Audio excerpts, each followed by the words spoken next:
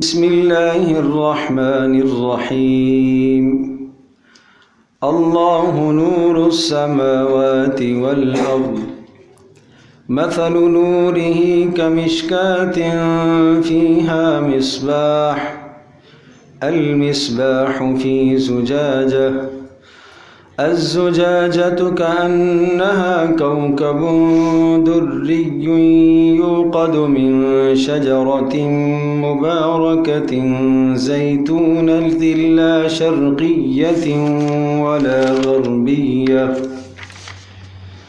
يوقد من شجرة مباركة زيتونة لا شرقية ولا غربية يكاد زيتها يضيء ولو لم تمسسه نار نور على نور يهدي الله لنوره من يشاء ويضرب الله الأمثال للناس والله بكل شيء عليم في بيوت أذن الله أن ترفع ويذكر فيها اسمه يسبح له فيها بالغدو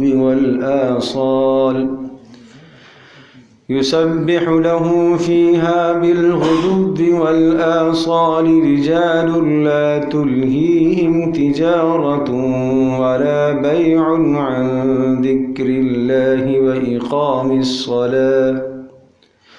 وإقام الصلاة وإيتاء الزكاة يخافون يوما تتقلب فيه القلوب والأبصار ليجزيهم الله أحسن ما عملوا ويزيدهم من فضله والله يرزق من يشاء بغير حساب.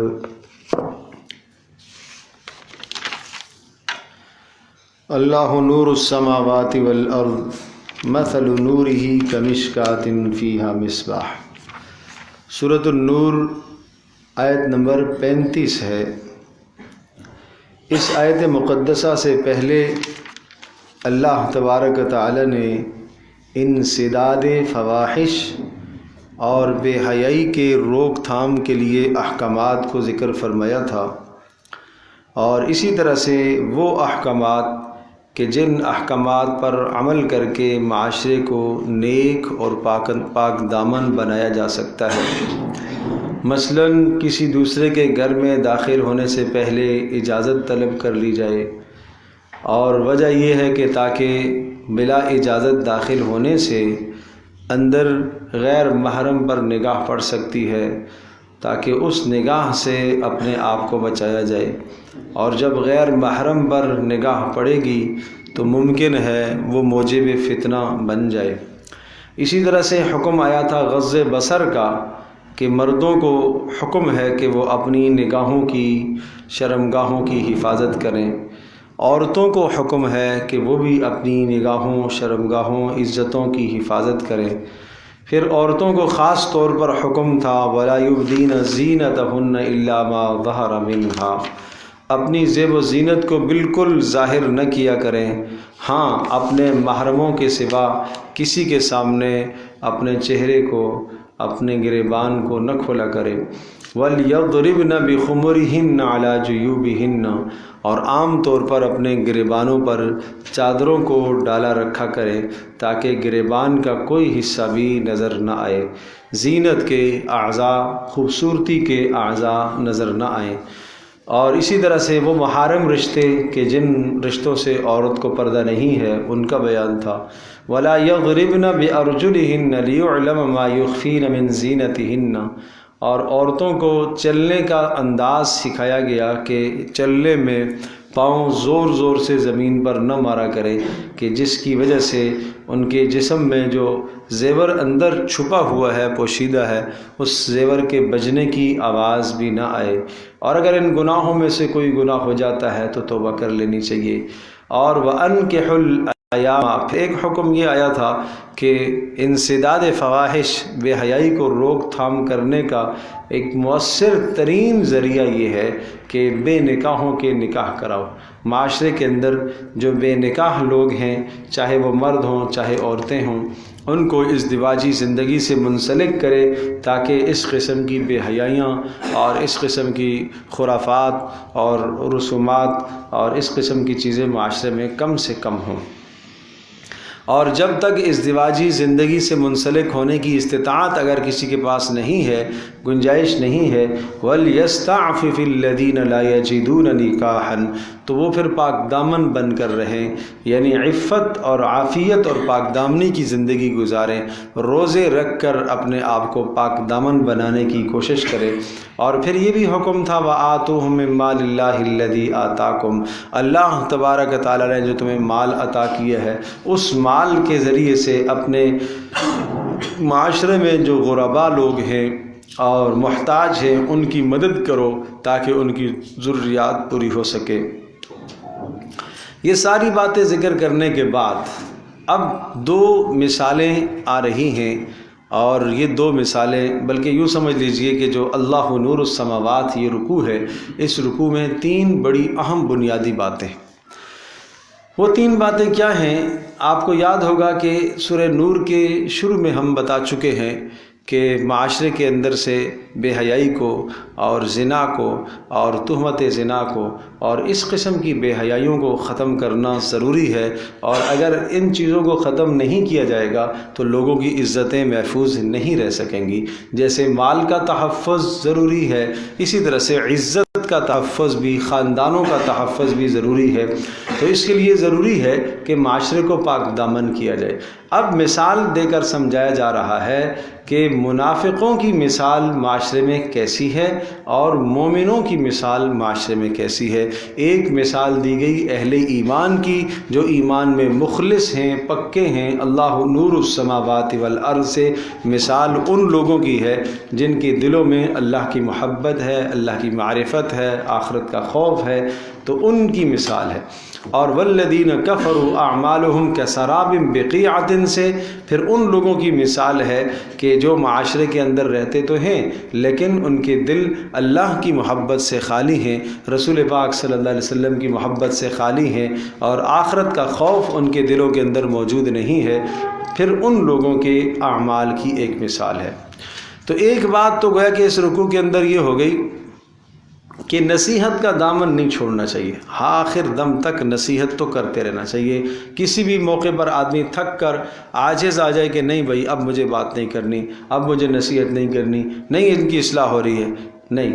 قرآن مجید کے اسلوب سے یہ پتہ چلتا ہے کہ آپ اپنی جانب سے اتمام حجت کرتے رہیں، باقی نتیجے تک پہنچنا اور نتیجے کا حاصل ہو جانا کہ آپ نے جو دعوت دی ہے، آپ نے جو محنت کی ہے، اس محنت کا ثمرہ ظاہر نہیں ہو رہا، آپ کا کام ہے محنت کرتے جانا۔ اللہ تبارک و تعالیٰ اس محنت پر آپ کو اجر دے گا، اور کچھ نہ اجر ملے تو کم از کم یہ تو نقد اجر ملے گا کہ جب آپ للہیت کے ساتھ، یکسوئی کے ساتھ، اللہ کی رضا کے ساتھ محنت کریں گے تو آپ خود دین پر قائم اور دائم رہیں گے۔ گویا کہ ایک نقد فائدہ ہے۔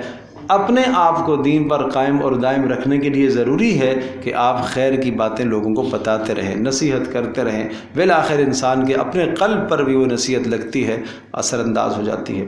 تو ایک بات تو یہ ہے کہ نصیحت تو نہیں چھوڑنی چاہیے۔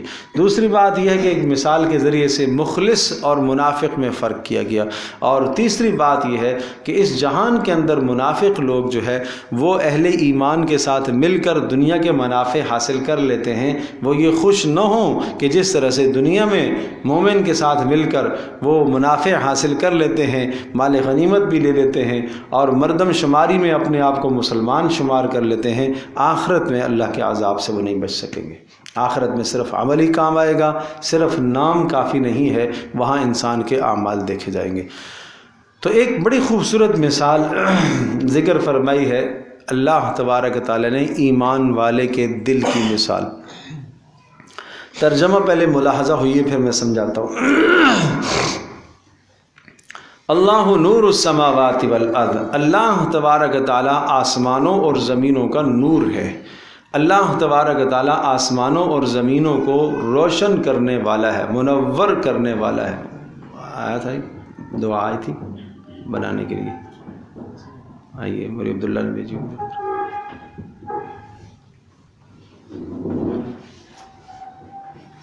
تو اللہ نور السماوات والارض، اللہ تبارک تعالیٰ روشن کرنے والا ہے، منور کرنے والا ہے آسمانوں کو اور زمینوں کو۔ یہ سمجھ لیجئے کہ آسمانوں اور زمینوں کا وجود اللہ تبارک تعالیٰ کے وجود کے ساتھ وابستہ ہے، اللہ تبارک تعالیٰ کے نور کے ساتھ وابستہ ہے۔ یہ ہمیں تو نظر آ رہا ہے کہ سورج کی وجہ سے، چاند کی وجہ سے، ستاروں کی وجہ سے یہ روشنیاں ہو رہی ہیں۔ اللہ تبارک تعالیٰ حقیقت میں اللہ کا امر ہے اس میں، اور یہ تو ظاہری اسباب ہیں، یہ تو ظاہری اسباب ہیں جو ہمیں روشنیاں دے رہے ہیں، یہ تو ظاہر کے اسباب ہیں۔ حقیقت میں آسمانوں اور زمینوں کا نور اللہ تبارک تعالیٰ کی طرف سے ہے۔ اللہ نور السماوات والارض، آسمانوں اور زمینوں کا نور اللہ ہے، یعنی آسمانوں اور زمینوں کو روشن کرنے والا اللہ ہے۔ مثل نورہ کمشکات فیہا مصباح، اللہ کے اس نور کی مثال نہیں ہے میرے موبائل لو، مثل نورہ کمشکات فیہا مصباح، اس اللہ تبارک تعالیٰ کے نور کی مثال کمشکات، اس ایک طاق کی طرح ہے، فیہا مصباح، جس میں چراغ ہو۔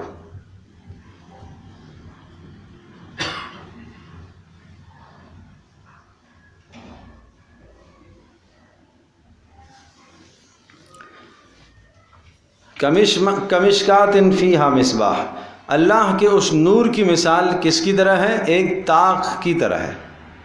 مشکات کہتے ہیں طاقچے کو، طاق دیواروں کے اندر طاق بنا ہوا ہوتا ہے اور اس کے اندر چراغ رکھا کرتے تھے پہلے زمانوں میں۔ یہ لفظ کاف الگ ہے، مشکات الگ ہے۔ مشکات طاق کو کہتے ہیں اور کاف کا معنی کی طرح ہیں۔ لوگ اس کو کمشکات پورا نام سمجھتے ہیں، شاید عورتوں کا بھی نام رکھ دیتے ہیں، بچیوں کا نام رکھ دیتے ہیں کمشکات۔ نہیں، مشکات لفظ الگ ہے، کاف الگ ہے۔ یہ سمجھنے کی ضرورت ہے کہ یہ جو لفظ ہم نے منتخب کیا ہے قرآن سے، اس میں کیا نام بننے کی صلاحیت بھی ہے کہ نہیں؟ گویا کے، ہاں، گویا کے ایک جو ہے وہ طاق ہے۔ مثل نورہ، اس کے نور کی مثال کمشکات، ایک طاق کی طرح ہے۔ کیسا طاق؟ فیہا مصباح، کہ وہ طاق ایک دیوار میں ہو اور اس میں ایک چراغ رکھا گیا ہو۔ المصباح فی زجاجہ، اور وہ چراغ خود ایک فانوس کے اندر رکھا ہوا ہو۔ چراغ جب فانوس کے اندر رکھا ہوا ہوتا ہے تو اس کی روشنی اور زیادہ ہوتی ہے، اور بہترین اور خوبصورت روشنی بھی ہوتی ہے۔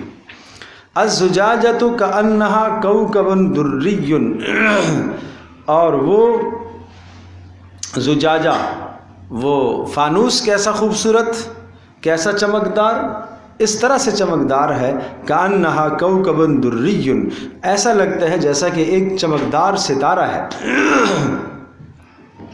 جیسا کہ ایک چمکدار ستارہ ہے۔ یوقد من شجرۃ مبارکۃ زیتونۃ لا شرقیۃ ولا غربیہ، اور اس فانوس کے اندر جو چراغ رکھا ہوا ہے وہ چراغ جلایا گیا ہے من شجرۃ مبارکۃ، ایک بابرکت زیتون کے درخت سے، لا شرقیۃ ولا غربیہ، یوں سمجھ لو کہ جو مشرق کی جانب بھی نہ ہو، مغرب کی جانب بھی نہ ہو، معنی یہ کہ کسی سیدھے میدان میں اس کو، درخت کو کھڑا کر دیا جائے تو کسی طرف اس کا جھکاؤ نہ ہو۔ یکاد زیتھا یضیء ولو لم تمسسہ نار، وہ تیل اس کا، اس درخت کا تیل، زیتون کا تیل اتنا بہترین اور خوبصورت جلنے والا، یکاد زیتھا یضیء، قریب ہے کہ از خود ہی وہ روشن ہو جائے، ولو لم تمسسہ نار، اگرچہ اسے کوئی آگ نہ چھوئے، یعنی اسے آگ نہ لگے، بغیر آگ کے، بغیر تیلی کے سلگھائے وہ کیا ہے، از خود جل جائے۔ نور علی نور، یہ ایک روشنی کے اوپر دوسری روشنی ہے۔ یہدی اللہ لنورہ من یشاء، اللہ تبارک و تعالیٰ اپنے نور کے بسبب جسے چاہتا ہے رہنمائی کرتا ہے۔ وَيَضْرِبُ اللَّهُ الْأَمْثَالَ لِلنَّاسِ، اور اللہ تبارک و تعالیٰ مثالیں بیان کرتا ہے لوگوں کے لیے۔ وَاللَّهُ بِكُلِّ شَيْءٍ عَلِيمٌ، اللہ تبارک و تعالیٰ ہر شے کا جاننے والا ہے۔ یہ تو میں نے ترجمہ کیا اس آیت کا۔ اب اس تمثیل کو یوں سمجھ لیجئے، قرآن جس تمثیل کو ذکر کرتا ہے، مثال کو ذکر کرتا ہے، کہا کہ آپ یہ تصور کرو کہ ایک دیوار ہو اور اس دیوار کے اندر ایک طاق ہو، اور اس طاق کے اندر ایک جو ہے وہ ایک فانوس رکھا ہوا ہو، اور وہ فانوس کے اندر ایک چراغ ہو۔ تو اب آپ یہ بتائیے کہ سب کی نگاہ جب دور سے اس دیوار کی طرف پڑتی ہے اور اس دیوار کے اندر رکھا ہوا فانوس ہو اور اس فانوس کے اندر رکھا ہوا چراغ ہو، اور وہ چراغ بھی جلایا گیا ہو عام تیل سے نہیں بلکہ کس سے؟ زیتون کے تیل سے۔ تیلوں میں سب سے بہترین تیل وہ زیتون کا تیل ہے، تو جس کے جلنے میں کسی قسم کی جو ہے وہ بو نہیں ہے، اور اس کے جلنے میں کسی قسم کا جناب دھواں نہیں ہے، سکون سے پرسکون سے ہو کے جلتا ہے، اور اس کی آگ بڑی خوبصورت ہوتی ہے۔ تو یوں سمجھو ایک طاق ہو اور طاق کے اندر ایک فانوس رکھا ہوا ہو، اس فانوس کے اندر چراغ ہو، اور وہ چراغ جو ہے وہ جلایا گیا ہو کس سے؟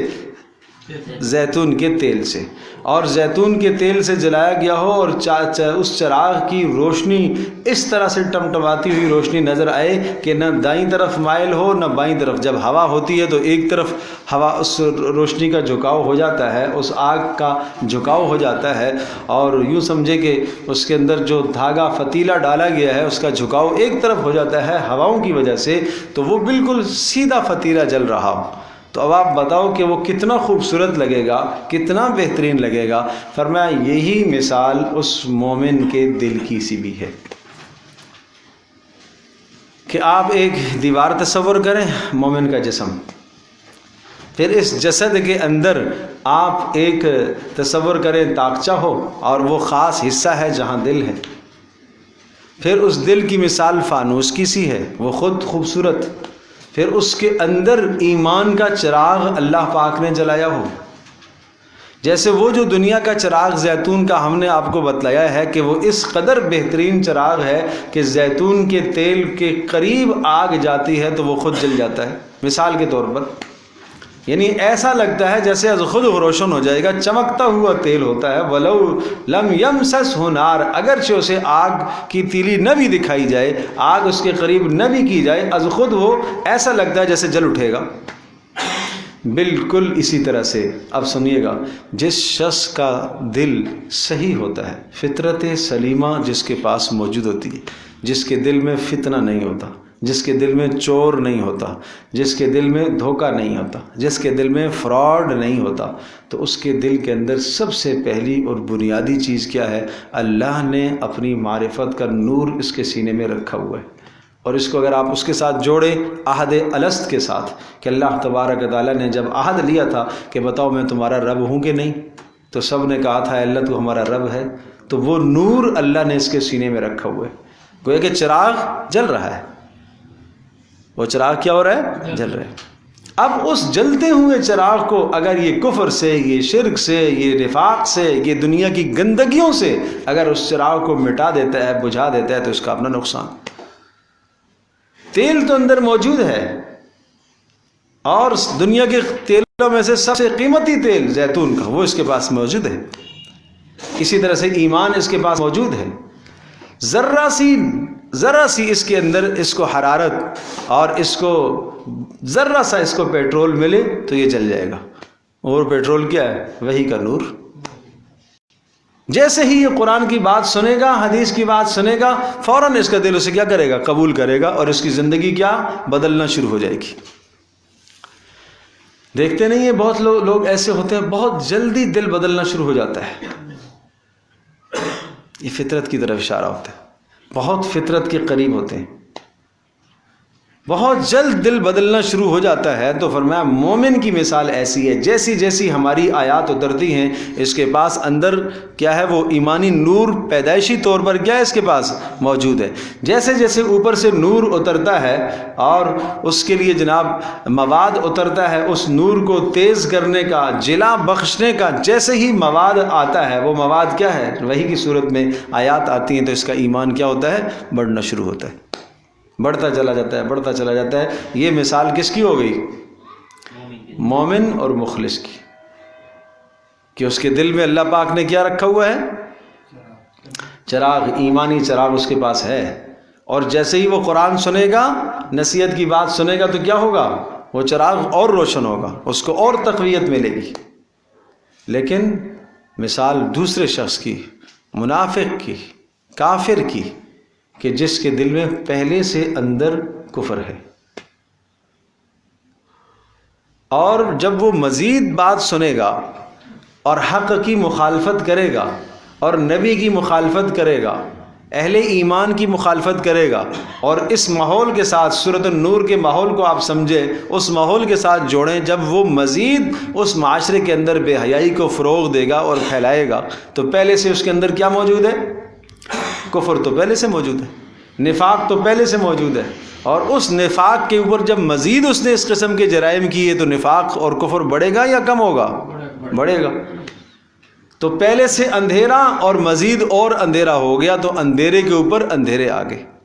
اور پہلے والا مثال، مومن کی مثال کیا تھی، پہلے سے اس کے پاس نور موجود ہے، اب نور جب موجود ہے تو اس نور کے اوپر مزید نور آ گیا، کیا کہ دین کی بات سنی، قرآن کی بات سنی، حدیث کی بات سنی، نیک مجالس میں بیٹھا تو اس کے اندر ایمانی ترقی ہو گئی، تو نور کے اوپر نور آیا۔ پہلے سے نور موجود ہے، نور کے اوپر کیا ہے، جس کو آپ اردو میں تعبیر کرتے ہیں سونے پہ سہاگا، یہ ہے نور علی نور۔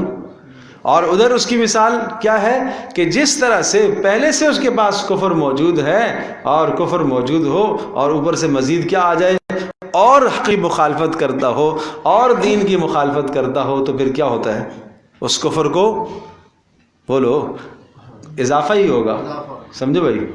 تو بات وہی ہے، نیم کے اوپر کیا کہتے ہیں، وہ کریلا، سمجھے بھائی۔ تو ایک کڑواہٹ پہلے سے ہے، دوسری کڑواہٹ اوپر سے اور آگے۔ اللہ اکبر۔ تو مومن کو اللہ پاک نے وہ نور عطا فرمایا۔ اب رسول اکرم صلی اللہ علیہ وسلم کی ایک بہت خوبصورت، بہت پیاری دعا بتاتا ہوں۔ اللہ کے نبی صلی اللہ علیہ وسلم نے اللہ سے کتنا نور مانگا، کتنی نورانیت مانگی ہے، کس قدر نورانیت اللہ سے مانگی، مجھے یہ بتاؤ۔ پیارے پیغمبر صلی اللہ تعالی وسلم نبی ہیں، نبی پیدائش سے لے کر نبوت کے زمانے تک، اور نبوت کے زمانے سے لے کر دنیا سے جانے تک ہر لمحہ اللہ کی تربیت میں ہوتا ہے، ہر لمحہ براہ راست اللہ کی تربیت میں، اور اس کا قلب، نبی کا قلب کیا ہی نور ہے، اس سے نور تو پورے جہان میں پھیلتا ہے۔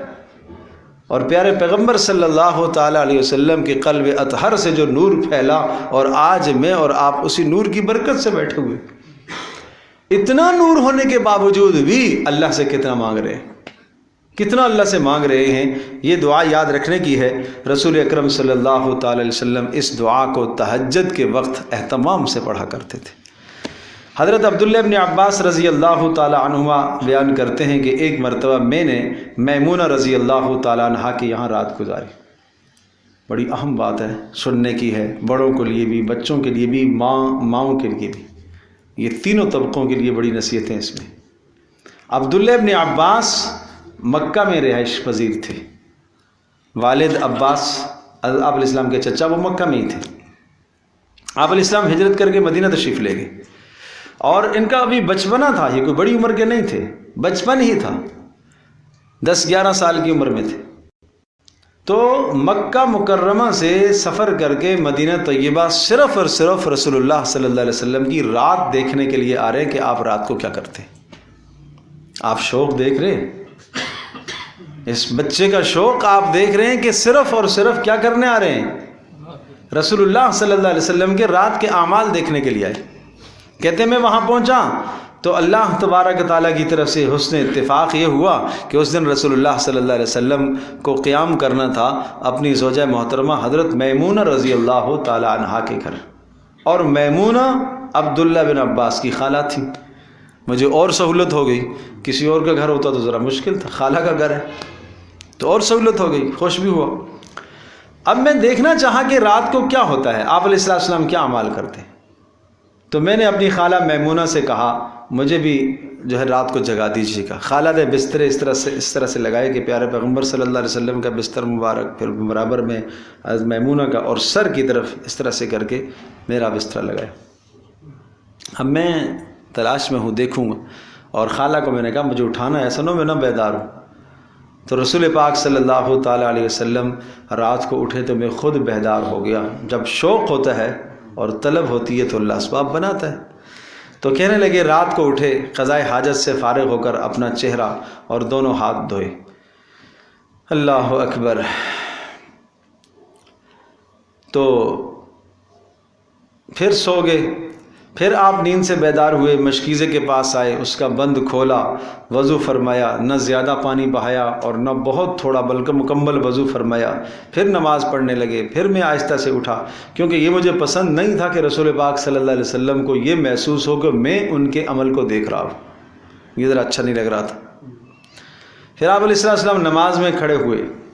اب یہاں ایک روایت میں اس طرح سے ہے کہ جب رات کو آپ بیدار ہوئے تو سب سے پہلا عمل میں نے رسول اللہ کا دیکھا کہ آپ کیا کر رہے ہیں۔ سب سے پہلے میں نے دیکھا کہ آپ بیدار ہوئے اور آپ نے مسواک استعمال فرمائی، تکیے کے نیچے مسواک رکھی تھی، اور آپ علیہ السلام کو میں نے دیکھا کہ آپ بیدار ہوئے تو آپ نے سورہ آل عمران کا آخری رکوع پڑھا، ان فی خلق السماوات والارض۔ یہ ایک ایک بات عبداللہ نوٹ کر رہے ہیں۔ یہ تربیت ہے، شوق اور ذوق ہے۔ پھر میں نے آپ علیہ السلام کے لیے پانی وضو کا پانی میں نے جا کے رکھا، پانی وضو کا اس طرح سے میں نے آپ علیہ السلام کا پانی رکھا وضو کا کہ نبی علیہ السلام جب قضائے حاجت سے فارغ ہو کر باہر تشریف لائیں تو آپ کو پانی نظر بھی آ جائے اور کہیں پاؤں سے ٹھوکر بھی نہ لگے، ذرا کنارے پر رکھا، اور ایسے سنورا ہوا پانی اوپر سے ڈھکا ہوا میں نے رکھا۔ آپ علیہ السلام نے دیکھا کہ یہ پانی بڑا نفاست کے ساتھ رکھا ہوا ہے اور بہت بہترین انداز سے۔ آپ نے پوچھا کس نے رکھا؟ تو خالہ نے بتایا، ابا عبداللہ نے۔ تو آپ علیہ السلام نے مجھے دعا دی۔ اس کے بعد وضو کرایا میں نے رسول اللہ صلی اللہ علیہ وسلم کو، میں نے آپ علیہ السلام کے اعضاء پر پانی ڈالا، پھر آپ علیہ السلام نے مجھے دعا دی۔ کیا دعا دی؟ اے اللہ اس کو کتاب کا علم عطا فرما، اے اللہ اس کو قرآن کی تفسیر کا علم عطا فرما۔ تو پھر عبداللہ بن عباس رضی اللہ تعالی عنہما رئیس المفسرین کہلائے، تمام کے تمام صحابہ میں سب سے زیادہ تفسیر جاننے والے وہ عبداللہ بن عباس رضی اللہ تعالی عنہ ہے۔ تو یہاں بڑوں کے لیے کیا سبق ہے؟ بچے جب ان کی خدمت کریں تو بڑے کیا کریں؟ دعا دیں ان کو۔ قبولیت کا وقت ہے، سحر کا وقت ہے، قبولیت کا وقت ہے۔ اور یہ بھی ہے کہ بڑے اپنے بچوں کو، چھوٹوں کو کبھی کبھی اس طرح سے خدمت ان سے لیں تاکہ وہ سیکھیں اور پھر وہ آپ سے دعا لیں۔ یہ بڑوں کے لیے سبق ہے، اور بچوں کے لیے سبق ہے کہ انہیں شوق ہونا چاہیے۔ کیا ہمارے ہاں کبھی ایسا ہوا ہے کہ تہجد میں ہم اٹھے اور ہم نے اپنے بچے کو، اپنے پوتے کو، اپنے نواسے کو، اپنے چھوٹے کو، کسی کو اٹھایا ہو کہ وہ ہم سے وضو سیکھے؟ یہاں تو فجر کی نماز نصیب نہیں ہوتی۔ اللہ اکبر۔ تو رسول اکرم صلی اللہ تعالی علیہ وسلم نے اس طرح سے آپ نے وضو فرمایا، اور آپ علیہ السلام نماز کے لیے جب کھڑے ہوئے تو میں آپ علیہ السلام کی بائیں جانب کھڑا ہوا۔ آپ نے میرے کان سے مجھے پکڑ کر گھما کر اپنی دائیں طرف کر لیا، اس طرح سے پکڑا اور پیچھے سے کر کے ادھر لے آئے مجھے۔ تو یہ پتہ چل گیا کہ اگر ایک امام ہے اور ایک مقتدی ہے تو مقتدی کو کہاں کھڑے ہونا ہے؟ دائیں جانب کھڑا کر دیا۔ آپ علیہ السلام نے نماز مکمل فرمائی، اچھا اس دوران کبھی ایسا ہوا کہ میں پیچھے ہٹتا پھر آپ مجھے آگے کرتے، پھر میں پیچھے ہٹتا پھر آگے کرتے، تو رسول پاک صلی اللہ علیہ وسلم نے مجھ سے پھر سلام کے بعد کہا عبداللہ میں تمہیں آگے کر رہا ہوں تم پیچھے ہٹ رہے ہو. کہنے لگے رسول میری کیا مجال، میں آپ کے برابر میں کھڑا ہوں. یہ چھوٹا بچہ معصوم بچہ ہے، چھوٹی عمر ہے، اس عمر میں یہ تربیت ہے اور یہ ادب آداب اتنے جانتے ہیں کہ رسول اکرم صلی اللہ علیہ وسلم کے برابر میں مجھے نہیں کھڑا ہونا چاہیے. تو اس ادب کو دیکھ کر رسول اللہ صلی اللہ علیہ وسلم نے پھر سے دعا دی. اس کے بعد فرماتے ہیں کہ جب نبی صلی اللہ علیہ وسلم نے یہ اپنی نماز پوری فرمائی، 13 رکعتیں آپ نے پوری کر لیں، تو پھر رسول پاک صلی اللہ تعالیٰ علیہ وسلم تھوڑا سا لیٹ گئے.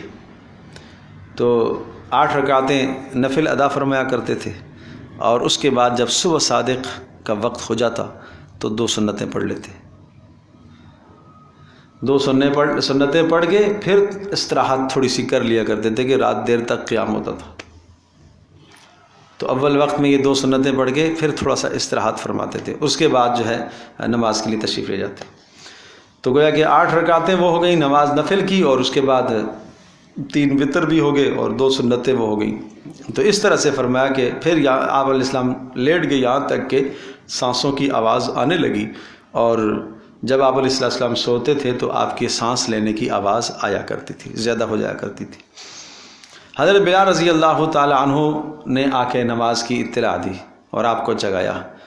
تو رسول پاک صلی اللہ تعالی علیہ وسلم نے آپ نے نماز پڑھی اور آپ نے یہ کلمات ارشاد فرمائے. آپ نے اپنی دعا میں یہ کلمات کہے، اللہم اجعل فی قلبی نورا، اے اللہ میرے دل میں نور پیدا فرما، وفی بصری نورا، اے اللہ میری آنکھوں میں بھی نور پیدا فرما، وفی سمعی نورا، اے اللہ میرے کانوں میں بھی نور پیدا فرما، وعن یمینی نورا، اے اللہ میری دائیں جانب بھی نور پیدا فرما، وعن یساری نورا، اے اللہ میرے بائیں جانب بھی نور پیدا فرما، وفوقی نورا، اے اللہ میرے اوپر بھی نور پیدا فرما، وتحتی نورا، اے اللہ میرے نیچے بھی نور پیدا فرما، اور وامامی نورا، اور اے اللہ میرے سامنے بھی نور پیدا فرما، وخلفی نورا، اور میرے پیچھے بھی اے اللہ نور پیدا فرما، واجعل لی نورا، اے اللہ مجھے نور عطا فرما. یہ فجر کے وقت آپ علیہ السلام نے یہ دعا پڑھی. علماء نے لکھا ہے کہ جب آدمی فجر کی نماز کے لیے نکلے تو اس وقت اس دعا کو پڑھنا چاہیے. بڑی خوبصورت دعا ہے اور ہے آسان ہے، کوئی مشکل بھی نہیں ہے. 2-4 بار آپ پڑھیں گے تو انشاءاللہ یاد ہو جائے گی. راستے میں پڑھتے ہیں؟ ہاں راستے میں پڑھ لیں، کوئی حرج نہیں، چلتے چلتے پڑھ لیں انشاءاللہ.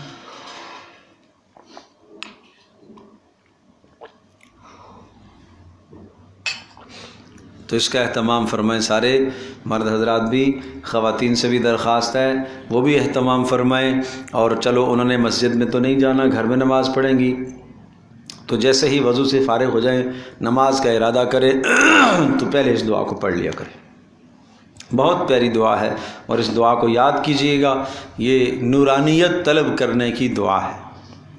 دائیں بائیں آگے پیچھے اوپر نیچے، دل میں کانوں میں ہر شے میں اللہ نور عطا فرما.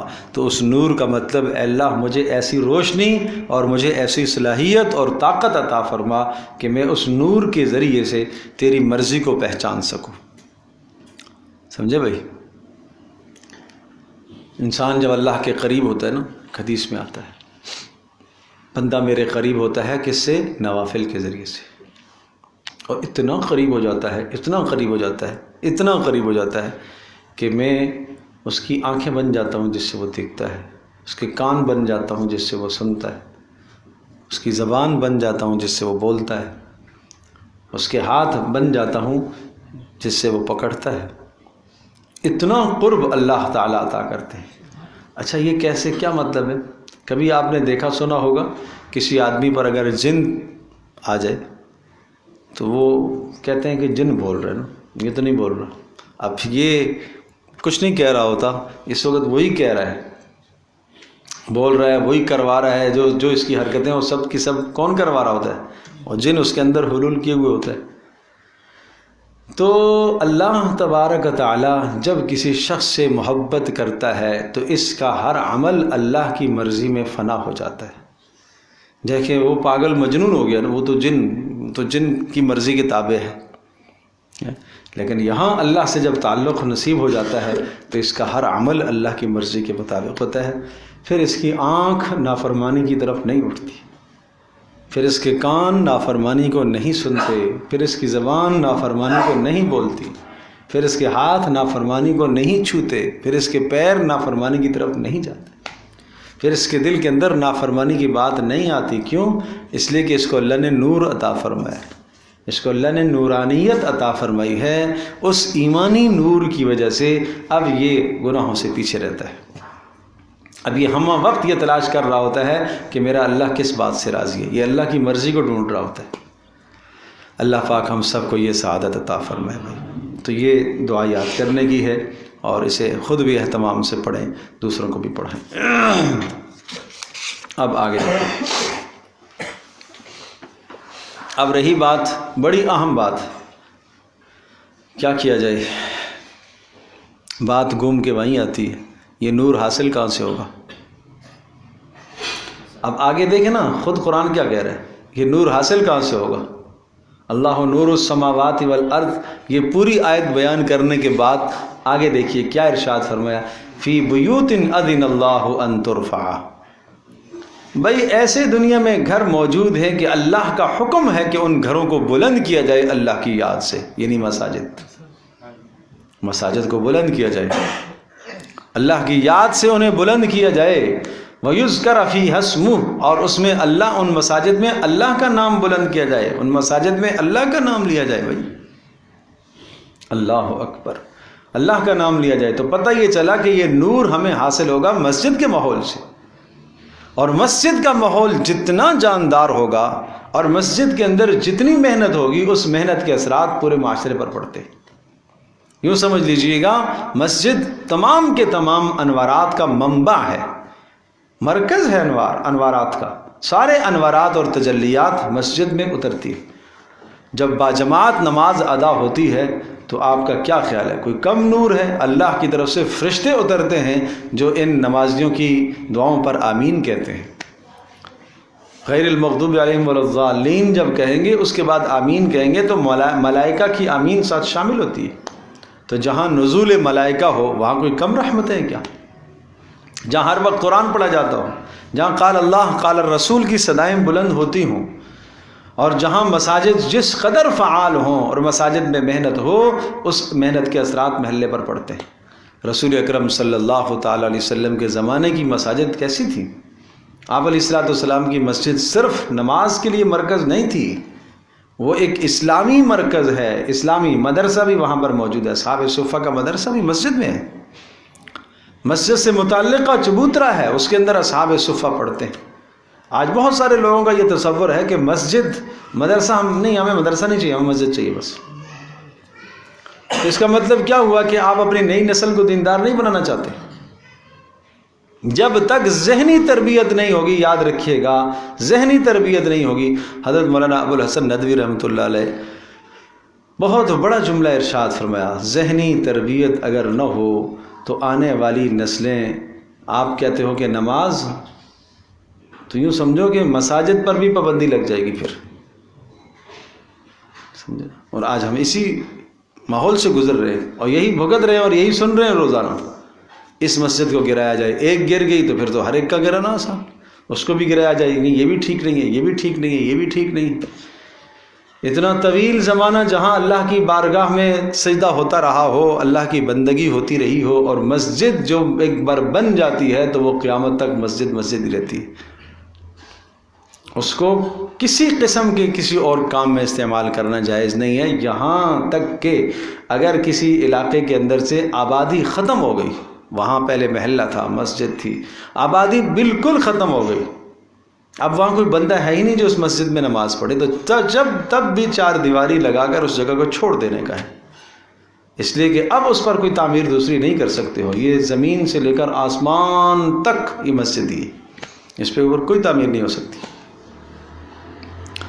تو مساجد سے ہم اپنے تعلق کو، اپنی نسلوں کے تعلق کو ہم مساجد سے مضبوط کریں. مجھے آپ یہ بتائیے، اگر مساجد میں محنت نہ ہو تو یقیناً اس محلے کے اندر دینداری قائم نہیں ہوگی. بہت بڑی محنت کی ضرورت ہے، بڑی جان مارنے کی ضرورت ہے، مساجد کے اندر محنت ہو۔ فی بیوت اذن اللہ ان ترفع، بلند کیا جائے، اللہ تبارک و تعالیٰ کا حکم ہے، اللہ کا حکم ہے، اللہ کی توحید سے اللہ کے گھروں کو بلند کیا جائے، وَيُذْكَرَ فِيهَا اسْمُهُ، اور اللہ تبارک و تعالیٰ کا نام اس میں لیا جائے۔ یسبح لہ فیہا بالغدو والآصال، اللہ کی تسبیح اور تقدیس بیان کرتے ہیں صبح و شام، اس میں نمازوں کا اہتمام کرتے ہیں، دینی حلقے قائم کرتے ہیں، تعلیم اور تربیت کا انتظام و اہتمام کرتے ہیں۔ کون؟ رجال، ایسے لوگ، لا تلہیہم تجارۃ ولا بیع عن ذکر اللہ، جن کو کوئی خرید کوئی فروخت اللہ کی یاد سے غافل نہیں کرتی۔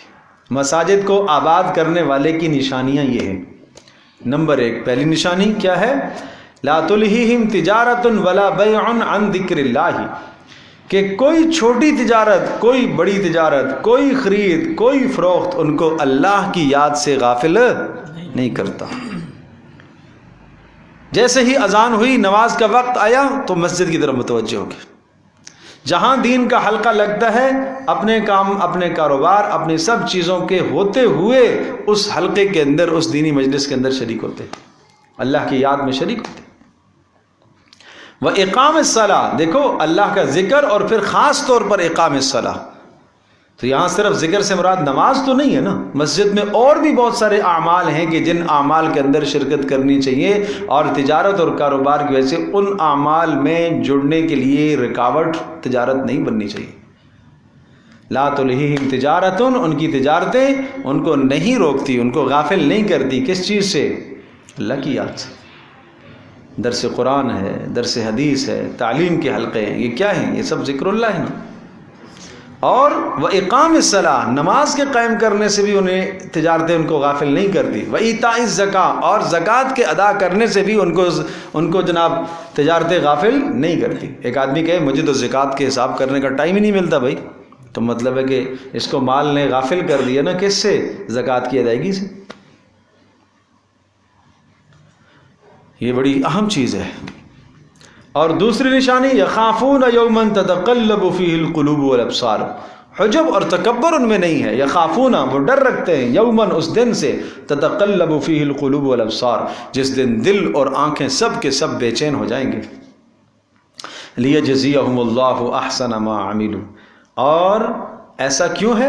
لیجزیہم اللہ، وہ دن کیوں آئے گا؟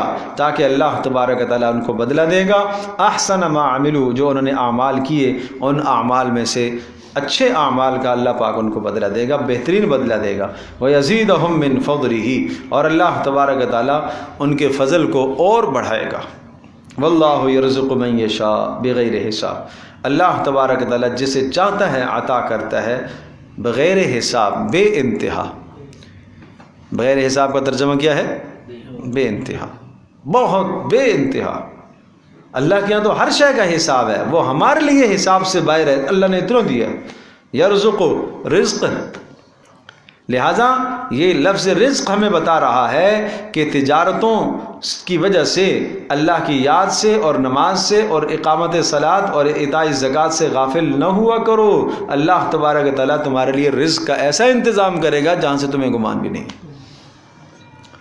اور اگر تم دنیا میں الجھ گئے، اتنے الجھ گئے تو پھر الجھتے ہی چلے جاؤ گے، پھر اللہ پاک تمہیں چھوڑ دے گا آزاد، جاؤ۔ جب رزق کا ذمہ اللہ نے لیا ہے تو اس کا مطلب یہ ہے کہ تم اسباب جائز اختیار کرو اور اللہ کی مرضی اور اللہ کی منشا کو پورا کرو، بس، باقی اللہ تمہیں عطا کرے گا۔ لیکن ہم اسباب کے پیچھے اتنے گھومتے ہیں کہ فرائض سے غافل ہو جاتے ہیں۔ ماؤں بہنوں سے میری درخواست ہے، وہ اہتمام کریں گھروں کے اندر، ان کے گھر ان کے لیے مساجد ہیں، گھر کے اندر کے حصے ان کے لیے مساجد ہیں، اور ان کو بھی گھر کے کام کاج انہیں نماز سے غافل نہ کریں، گھر کے کام کاج انہیں اللہ کے ذکر سے غافل نہ کریں۔ آج کل خاتون خانہ کہتی ہے ٹائم ہی نہیں ملتا، کیا کہیں جی، وقت ہی نہیں ملتا، تلاوت کا وقت نہیں ملتا۔ تو اس کا مطلب یہ ہے کہ آپ کو غافل کیا ہوا ہے؟ کس چیز نے؟ کام نے، گھر کے کام کاج نے آپ کو غافل کر دیا ہے۔ اس قدر کام کاج، بلا وجہ کے کام کاج گھر میں بڑھائے ہوئے، گھر کے اندر جناب جھاڑو پوچھا کرنے والیاں بھی رکھی ہوئی ہیں، اس کے باوجود بھی بعضوں نے کھانا پکانے والے بھی رکھے ہوئے ہیں، اس کے باوجود بھی پھر کیا زندگی ہے؟ جو وہاں سے وقت بچتا ہے وہ وقت کہاں صرف ہوتا ہے؟ لغویات میں، فضولیات میں۔ تو یہ سوچنے کی بات ہے، اپنے گھر کا ماحول بناؤ۔ اگر آپ چاہتے ہو کہ ہمارے بچے، آنے والی نسلیں دینی بنیں اور دیندار بنیں، تو پھر اپنے گھر کا ماحول قائم کرو۔ تو بس یہ آیت نقش کرنے کی ہے، اپنے دل پر لکھنے کی ہے، نقش کرنے کی ہے کہ کہیں ہماری تجارتیں، ہمارے کام، ہماری مصروفیات ہمیں نماز سے، زکوٰۃ سے، اللہ کی یاد سے غافل نہ کریں، ورنہ وہ دن آئے گا کہ جس دن میں انسان کی آنکھیں پھٹی کی پھٹی رہ جائیں گی، اور اس دن اللہ پاک پورا کا پورا حساب دے گا۔ والذین کفروا اعمالهم کسراب۔ اب یہ مثال آ گئی ہے دوسری، وہ لوگ کہ جن کے دلوں میں نفاق ہے، جن کے دلوں میں کفر ہے، جن کے دلوں کے اندر جو ہے رسول اللہ صلی اللہ تعالیٰ علیہ وسلم اور اہل ایمان کا بغض ہے۔ اور سورۃ النور کا پس منظر ذہن نشین کیجیے گا کہ جنہوں نے رسول اللہ صلی اللہ علیہ وسلم کے گھرانے پر الزام تراشی کی، بہتان تراشی کی، اور جن کے دلوں کے اندر فتور ہے، ان کے اعمال کی مثال بھی سن لو۔ ان کے اعمال کی مثال، اگر وہ دنیا میں کوئی نیک عمل آپ کو نظر آ رہا ہے، مثال کے طور پر کوئی حادثاتی کوئی واقعہ پیش آ گیا ہے، اور اس واقعے کے اندر سارے کے سارے پہنچ گئے، کیا کرنے کے لیے؟ مدد کرنے کے لیے، مدد کے لیے سب کے سب پہنچ گئے۔ سوال یہ ہے کہ اس وقت جو آپ نے محنت کی ہے، کام کیا ہے، مدد کی ہے، کیا یہ عند اللہ، اللہ پاک کے یہاں اجر ثابت ہوگا یا نہیں ہوگا؟ نہیں، چند چیزیں ایسی ہیں جو آپ کے بڑے سے بڑے، نیک سے نیک اور بہترین سے بہترین عمل کو بھی ضائع کر دیتی ہے۔ نمبر ایک، کفر، عمل ضائع ہے۔ کفر ہے تو عمل قبول ہی نہیں ہے، اس لیے کہ ایمان، عمل کی قبولیت کے لیے پہلی شرط کیا ہے؟ ایمان۔ سارا دن کسی کی خدمت میں لگا رہے، دنیا کا فائدہ حاصل ہو سکتا ہے، آخرت میں کچھ نہیں ملے گا۔ یہاں تو بہت سارے لوگ ایسے ہیں جو کام سارے کس کے لیے؟ نمود و نمائش کے لیے ہوتے ہیں، آخرت میں کچھ نہیں ملتے۔ نمبر دو، شرک، شرک سے اعمال تباہ ہو جاتے ہیں۔ شرک ایسا جراثیم ہے، ایسا جراثیم ہے کہ پہاڑوں جیسے اعمال کے ساتھ بھی جب ٹکراتا ہے تو وہ پاش پاش ہو جاتے ہیں، کچھ نہیں ہے۔ نمبر تین، ریاکاری، یہ شرک ہی کا ایک زمرہ ہے، ریاکاری۔ کام کیوں کر رہے ہو؟ تاکہ لوگ کہیں کہ بڑا اس نے کام کیا، تاکہ لوگ کہیں کہ اس نے بڑی محنت کی ہے، تاکہ لوگ کہیں کہ اس نے بڑا پیسہ خرچ کیا۔ قیامت کے دن کہا جائے گا اس ریاکار کو، جاؤ آج انہی سے اپنے کام کے اجر کا مطالبہ کرو جن کے لیے دنیا میں تم نے کام کیا تھا۔ اس سے کیا ہے؟ عمل ضائع ہے۔ اور نمبر چار، حسد، کینہ، بغض، یہ چیزیں بھی اعمال کو تباہ کر دیتی ہیں۔ ان الحسد یاکل الحسنات کما تاکل النار الحطب۔ حسد انسان کی نیکیوں کو اس طرح سے کھا جاتا ہے جیسے آگ سوکھی ہوئی لکڑیوں کو کھا جاتی ہے۔ عمل نہیں بچتا آدمی کے پاس، آدمی سمجھتا ہے کہ میں نے بہت سارے اعمال کیے ہیں، اور فجعلناہ ھباء منثورا، فرمایا ہم نے ان کے بڑے بڑے اعمال کو، پہاڑوں جیسے اعمال کو ریت کی ذروں کی طرح کر دیا، بے وقعت کر دیا۔ کوئی وقعت نہیں ہے اللہ کے ایسے اعمال کی۔ تو کس سے؟ حسد سے۔ حقوق العباد میں رعایت نہ کرنا، یہ بھی اسی زمرے میں آتا ہے۔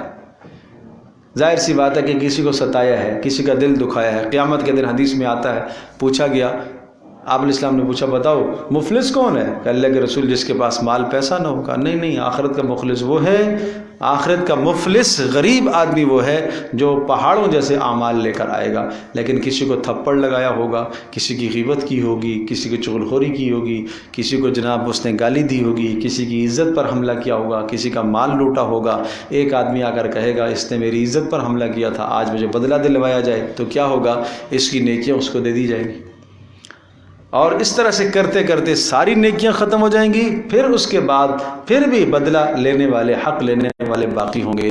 اللہ پاک پھر ارشاد فرمائیں گے، اب اس کے پاس نیکیاں تو نہیں بچی ہیں، جو حق لینے والے ہیں ان کے گناہ اس پر ڈال دو۔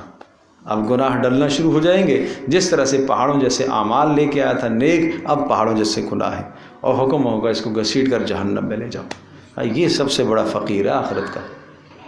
تو یہ اعمال کس سے، ان تمام چیزوں سے کیا ہوتے ہیں؟ تباہ ہو جاتے ہیں، اعمال ضائع ہو جاتے ہیں۔ اس لیے اپنے اعمال کی حفاظت کیا کرو۔ قرآن کہتا ہے من جاء بالحسنہ فلہ عشر امثالہا، جو ایک عمل لے کر آئے گا ایک کے بدلے میں ہم اس کو 10 دیں گے۔ لے کر آئے گا، یہ نہیں کہ کر کے آئے گا، کر کے آئے گا، لے کر آئے گا۔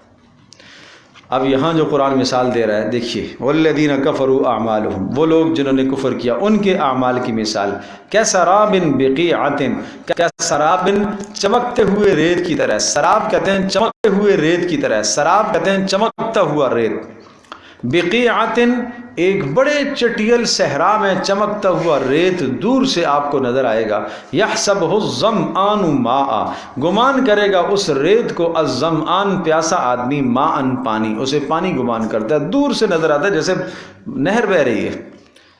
اس کا مشاہدہ آپ کو ہوگا، روڈوں پر بھی کبھی کبھی نظر آتا ہے، دور تک دیکھے جہاں گاڑی نظر نہ آتی ہو، اور جناب میلوں دور، کئی کلومیٹر دور، اور شدید دوپہر کی کڑاکے کی دھوپ ہو تو آپ دیکھیں گے، آپ کو یہ نظر آئے گا، یہ منظر ایسا لگتا ہے جیسے کہ پانی بہہ رہا ہے۔ اس وقت اس آیت کو یاد کرو۔ آدمی خوش ہو گیا کہ پانی ہے، پیاسا آدمی خیال کرتا ہے پانی ہے، حتیٰ اذا جاءہ، یہاں تک کہ جب یہ آدمی دوڑتا دوڑتا دوڑتا قریب پہنچے گا، لم یجدہ شیئا، کچھ بھی نہیں پائے گا، پانی نہیں ہے، وہ کیا ہے؟ ریت ہے۔ اسی طرح سے ان لوگوں کے اعمال، انہوں نے یہ تصور کیا کہ ہمیں بہت کچھ ملے گا آخرت میں، لیکن آخرت میں کچھ بھی ان کے پلے نہیں آئے گا۔ وَوَجَدَ اللَّهَ عِنْدَهُ فَوَفَّاهُ حِسَابًا، اور وہاں وہ پائے گا، اللہ کی تدبیر کو پائے گا، اللہ کی تدبیر کو، فَوَفَّاهُ حِسَابًا، اللہ تبارک و تعالیٰ پورا حساب اس کو دے گا، یعنی جو وقت مقررہ ہے اس پر اس کا خاتمہ ہوگا۔ وَاللَّهُ سَرِيعُ الْحِسَاب، اور اللہ بہت جلد حساب لینے والا ہے۔ تو ایک تو یہ مثال دی ہے کافروں کے اعمال کی مثال، مشرکوں کے، منافقوں کے اعمال کی مثال، ریاکاروں کے اعمال کی مثال، کیسے؟ جیسا کہ چمکتی ہوئی ریت ہے، اور وہ دور سے دکھتی ہے پانی، لیکن قریب جاؤ تو پانی نہیں ہے۔ دوسری مثال، او کظلمات فی بحر، یا ان کافروں کے مثال کی، مشرکوں کے مثال کی، دوسرے ایک اور مثال، کظلمات اندھیروں کی طرح، فی بحر لجی، ایک گہرے سمندر میں، گہرا سمندر ہو تو سمندر کی تہ میں تو ویسے بھی اندھیرا، یغشاہ موج من فوقہ، موج من فوقہ سحاب، یغشاہ موج، وہ گہرا سمندر ہو اور اس کے اوپر ایک بڑی موج نے اس کو گھیر رکھا ہو، اور اس موج کے اوپر ایک اور بڑی موج ہو، اور پھر اس کے اوپر بادل بھی ہو، موسم ہو رات کا، سمندر کی تہ میں ہو کوئی شخص، اور اوپر سے موجیں، ٹھاٹھیں مارتا ہوا سمندر ہو، اور اوپر آسمان پر بادل بھی ہو، چاند بھی نظر نہیں آ رہا، کوئی ستارہ بھی نظر نہیں آ رہا، تو یہ اندھیرے کا کیا حال ہوگا؟ فرمایا ظلمات بعضها فوق بعض، ایک اندھیرے کے اوپر دوسرا اندھیرا، جیسے وہاں تھا نور علی نور، یہاں پر ایک اندھیرے کے اوپر کیا ہے؟ دوسرا اندھیرا۔ کفر خود اندھیرا ہے، شرک خود اندھیرا ہے، نفاق خود اندھیرا ہے، اور اس کے اوپر مزید جب دنیا داری کے لیے سب اعمال کرتا ہے، اخلاص کے لیے نہیں کرتا، اور مزید جب حق کی مخالفت کرتا ہے، نبی کی مخالفت کرتا ہے، اہل حق پر الزام اور بہتان تراشی کرتا ہے، نبی کے گھرانے پر جب الزام اور تہمتیں لگاتا ہے، تو پہلے سے اندھیرا اندر تھا، اس اندھیرے کے اوپر دوسرا اندھیرا، یہ حال ہو گیا۔ اذا اخرج یدہ لم یکد یراہا، اس تاریکی اور اندھیرے میں اگر اپنا ہاتھ نکالتا ہے تو وہ بھی نظر نہیں آتا۔ ومن لم یجعل اللہ لہ نورا فما لہ من نور، جس کے لیے اللہ نور نہ پیدا کرے اسے کوئی نور نہیں دے سکتا۔ اس کو آپ اسی کے ساتھ جوڑیں، وَمَن يُضْلِلِ اللَّهُ فَمَا لَهُ مِنْ هَادٍ، جس کو اللہ بھٹکا دے اسے کوئی بھی ہدایت نہیں دے سکتا، اور وَمَن يُهِنِ اللَّهُ فَمَا لَهُ مِن مُكْرِمٍ، جس کو اللہ ذلیل کر دے اسے کوئی عزت نہیں دے سکتا۔ اللہ اکبر۔ أَلَمْ تَرَ أَنَّ اللَّهَ يُسَبِّحُ لَهُ مَنْ فِي السَّمَاوَاتِ وَالْأَرْضِ وَالطَّيْرُ صَافَّاتٍ، پیچھے بات آئی تھی کہ یہ نور تمہیں حاصل ہوگا کہاں سے؟ مساجد سے، مساجد کے ماحول سے، اور پھر یہ سمجھایا تھا کہ مساجد کو آباد کرنے والے وہ لوگ ہیں کہ جن کو ان کی تجارتیں اور ان کے کام اور ان کی مشغولیات اللہ تبارک و تعالیٰ کی یاد سے غافل نہ کریں، وہ ہر وقت اللہ کی تسبیح میں مشغول رہیں۔ بھائی اسلام مجھ سے اور آپ سے یہ تقاضا کرتا ہے کہ ہم ہر وقت اللہ کی تسبیح میں مشغول رہیں. ٹھیک ہے بھائی، کیا ہم کام نہ کریں؟ ہم کھائیں پیئیں نا، ہم اپنی حاجات میں نہ جائیں؟ مجھے آپ یہ بتائیے گا، اگر ایک آدمی کھانے سے پہلے سنت کے مطابق بسم اللہ بھی پڑھ لیتا ہے، کھانے کے آداب بھی بجا لاتا ہے، اور بار بار اس کے دل میں ہے کہ یہ بھی سنت ہے، یہ بھی پیارے پیغمبر صلی اللہ علیہ وسلم کا طریقہ ہے، پیارے پیغمبر صلی اللہ علیہ وسلم کو اللہ نے رسول بنا کر، نبی بنا کر میری رہبری اور رہنمائی کے لیے بھیجا ہے، تو یہ کیا ہے؟ یہی تو اللہ کا ذکر ہے. ذکر کا مطلب یہ تو نہیں ہے کہ ہر وقت تسبیح آپ لے رکھے. کاروبار میں ایک آدمی بیٹھا ہوا ہے اور اس کاروبار کے دوران حرام کا منافع سامنے آتا ہے، لیکن ہاتھ کھینچ لیتے ہیں، نہیں، یہ اللہ کی نافرمانی، یہ تو اللہ کا ذکر ہی تو ہے. اللہ یاد آیا اس کو اور اس حرام منافع سے اس نے اپنے ہاتھ کو کھینچ لیا. باہر نکلا، گھر سے باہر نکلا، بازار کو جا رہا، اپنی حاجات اور ضروریات کو خریدنے کے لیے جا رہا ہے، اور سامنے بد نظری کا شائبہ تھا، آنکھ نیچے کر لی اللہ کے حکم کی وجہ سے. یہی ہے اللہ کی یاد، ہم وقت اللہ کی یاد ہو. تو اب کہا کہ اللہ کی یاد کا جو تمہیں ہم نے حکم دیا ہے، تسبیح کا حکم دیا، کیوں؟ اس لیے کہ آسمان و زمین میں جو مخلوق ہے ساری اللہ کی تسبیح کر دی ہے، تمہیں بھی اللہ کی تسبیح کرنی چاہیے. دیکھیے، الم تر ان اللہ، کیا آپ نہیں جانتے ہو؟ ان اللہ یسبح لہ، اللہ تبارک و تعالیٰ تو وہ ذات ہے، اسی کے لیے تسبیح کرتی ہیں جو آسمانوں میں مخلوقات ہیں، من فی السماوات، ملائکہ آسمانوں میں، والارض، اور زمینوں میں جو مخلوقات ہیں، انسان اور جنات، والطیر صافات، اور آسمانوں اور زمینوں کے بیچ میں جو فضاؤں میں پرندے پر پھیلاتے ہیں، اور یہ بھی کیا ہے؟ اللہ کی تسبیح بیان کر رہے ہیں. کیا خوب بات ہے کہ صبح سویرے پرندہ جاگ جاتا ہے. صبح سویرے آپ جب اٹھتے ہیں، آپ مسجد کی طرف جائیں تو درختوں کے اوپر چڑیوں کا چہچہانا، یہ کیا ہے؟ یہ اللہ کی تسبیح ہو رہی ہے.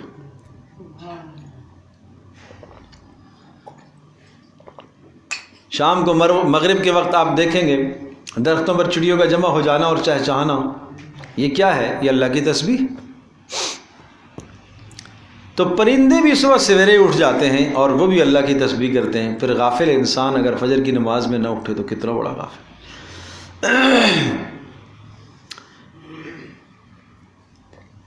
امام غزالی رحمۃ اللہ علیہ نے اپنے ایک تلمیذ کو، شاگرد کو نصیحت کرتے ہوئے ارشاد فرمایا، بیٹا خیال رکھنا، مرغ تجھ سے زیادہ سمجھدار نہ بنے، مرغ تجھ سے زیادہ سمجھدار نہ بنے.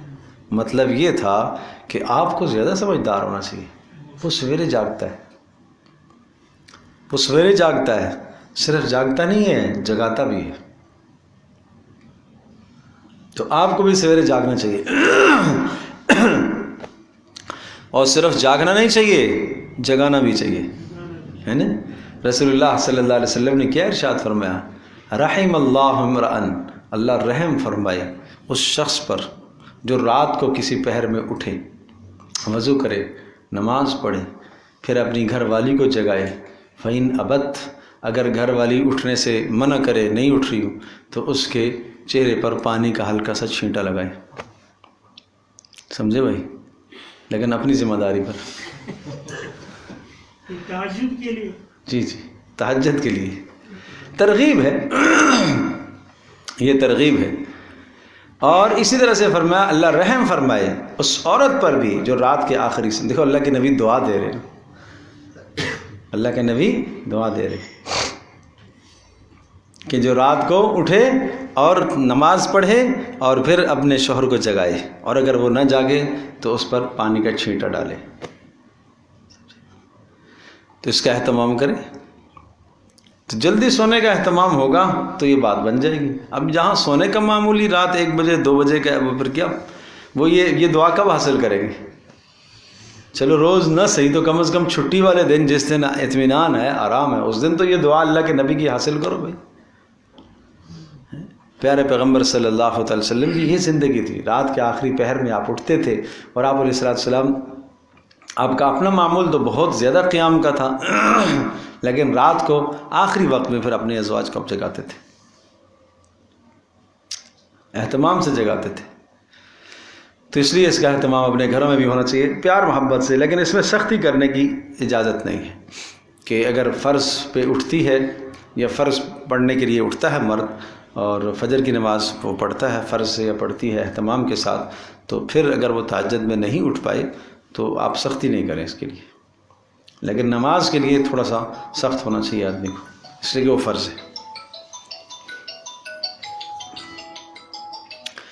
کل قد علم صلاتہ و تسبیحہ، ہر ایک اپنی نماز کو اور اپنی تسبیح کو جانتا ہے، یعنی ہر مخلوق کی تسبیح الگ الگ ہے۔ کل قد علم صلاتہ، ہر ایک اپنی پکار کو، اپنی دعا کو وہ جانتا ہے، اللہ کی تسبیح بیان کرنے کو وہ جانتا ہے۔ اور یہ بھی معنی ہو سکتا ہے کہ جناب اللہ تبارک و تعالیٰ نے ہر ایک کی نماز کو، ہر ایک کی تسبیح کو اللہ نے جانا ہے، اللہ جانتا ہے۔ واللہ علیم بما یفعلون، تمہاری نمازیں کیا، تمہارے روزے کیا، اللہ پاک تو تمہارے ہر فعل کو جانتا ہے۔ یعملون نہیں کہا، یفعلون ہے، تو یفعلون کا مطلب کیا ہے؟ تمہارا کوئی بھی فعل ہو، اچھا ہو برا ہو، کسی بھی نیت سے، تمہاری ہر حرکت کو اللہ جانتا ہے۔ وَلِلَّهِ مُلْكُ السَّمَاوَاتِ وَالْأَرْضِ، اچھا اتنا بڑا حکم کیوں دیا ہے، تسبیح کا حکم کیوں دیا؟ اس لیے کہ وَلِلَّهِ مُلْكُ السَّمَاوَاتِ وَالْأَرْضِ، آسمانوں اور زمینوں کی ساری سلطنت اللہ ہی کے پاس ہے۔ وَإِلَى اللَّهِ الْمَصِيرُ، اور سب نے لوٹ کر اسی کے پاس جانا ہے۔ علم تر ان اللہ، یہ اس کو کہتے ہیں دلائل، اللہ کی قدرت کے دلائل۔ آسمان زمین کی ہر مخلوق اسی کی تسبیح کرتی ہے، آسمان زمین میں جو کچھ ہے وہ سارا کا سارا اسی کا ہے۔ اب تیسری دلیل، علم تر ان اللہ یزجی سحابا، یہ اتنا بڑا کام کون کرنے والا ہے؟ اللہ ہی تو کرتا ہے۔ علم تر ان اللہ، کیا آپ نے نہیں دیکھا؟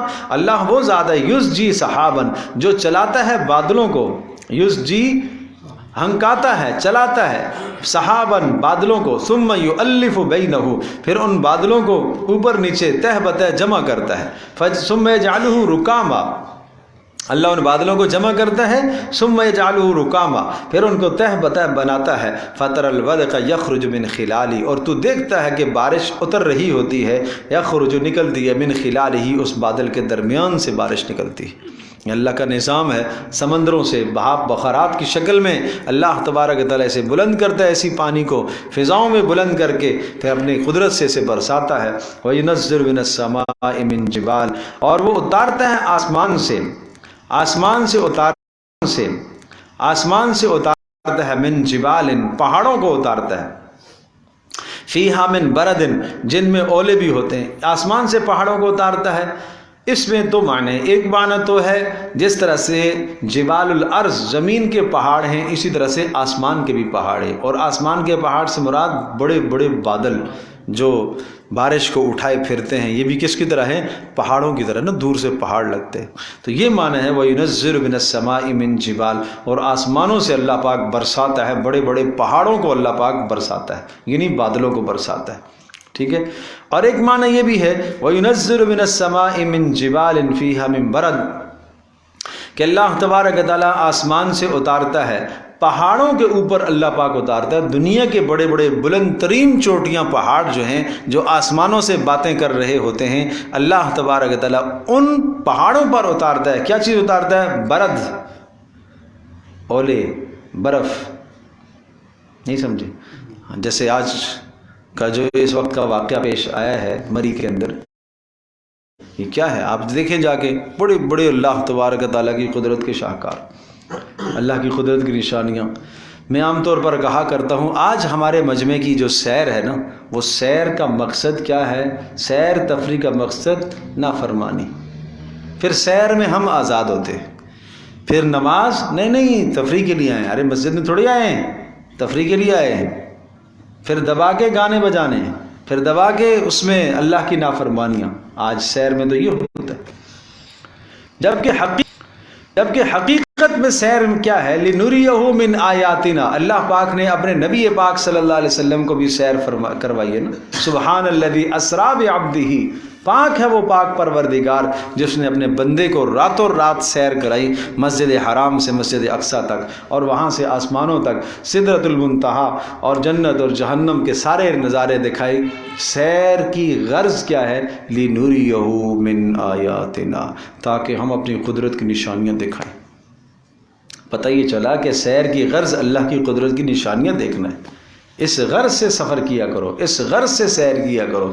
ایک شہر سے دوسرے شہر جاتے ہو، ایک شہر کے اندر آپ سیر کرتے ہو، سمندر کے قریب آپ جاتے ہو، آپ سمندر کو دیکھ کر اللہ کی قدرت تو یاد کرو، یہ کتنی جگہ پر اللہ پاک نے قرآن میں نہیں ذکر فرمایا کہ ہم نے سمندر کو تمہارے تابع کر دیا؟ ورنہ تمہارے اندر کیا ہمت اور طاقت تھی اس کو تابع کرنے کی؟ بڑے بڑے پہاڑوں کو دیکھ کر یہ سمجھو کہ اللہ نے فرمایا والجبال ارساہا، ہم نے ان پہاڑوں کو زمین پر گاڑا ہے۔ اللہ کہہ رہا ہم نے گاڑا ہے اور ان پہاڑوں کو کیلوں کی طرح بنایا ہے۔ اور وَيَسْأَلُونَكَ عَنِ الْجِبَالِ، کم از کم یہ چیزیں تو انسان کو آنی چاہیے جو گرد و نواح میں روز مرہ جن کے مشاہدے کرتا ہے۔ اے نبی آپ سے پہاڑوں کے متعلق پوچھتے ہیں کہ پہاڑوں کا کیا ہوگا قیامت کے دن؟ فَقُلْ يَنْسِفُهَا رَبِّي نَسْفًا فَيَذَرُهَا قَاعًا صَفْصَفًا لَا تَرَى فِيهَا عِوَجًا وَلَا أَمْتًا، آپ کہہ دیجئے يَنْسِفُهَا رَبِّي نَسْفًا، میرا پروردگار ان بلند ترین چوٹیوں کو، بلند ترین پہاڑوں کو ذرہ ذرہ کر کے اڑا دے گا۔ اللہ کے لیے کیا مشکل ہے؟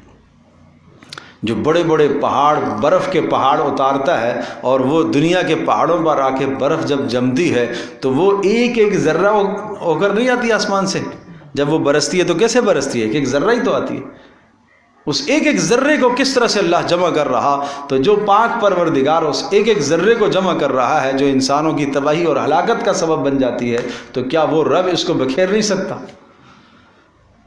تو یہ ہے غرض سفر۔